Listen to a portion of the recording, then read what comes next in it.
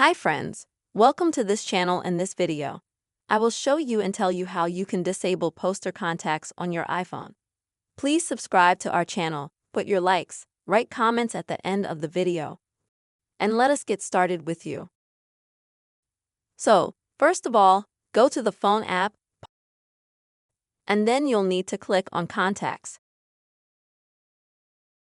Next, click on your image.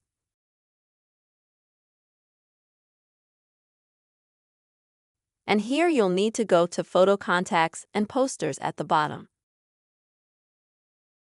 And in order to disable the contact poster, you'll need to disable this first feature. Because of this, users will not see your name and picture when they communicate with you. When you communicate with them, they won't see it on their device.